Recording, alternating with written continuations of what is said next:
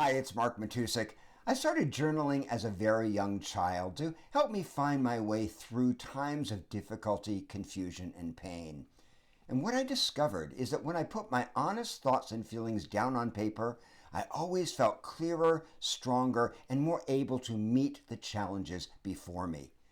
This led to my creating a method called Writing to Awaken, which I'm going to be teaching in a 4-week series for the IAJW beginning on April the 5th.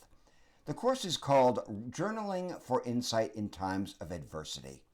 Each week we're going to be looking at a different aspect of writing for resilience and how we can transform the obstacles of our lives into opportunities for growth and self-knowledge.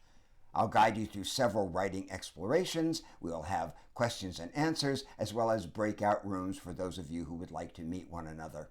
This is going to be a terrific class and one that we particularly need in this moment of tension and difficulty in the world. So I hope so much that you'll be able to join us. If you have any questions whatsoever, please don't hesitate to let me know. And until then, I hope to see you on April the 5th. Thanks so much. Bye-bye.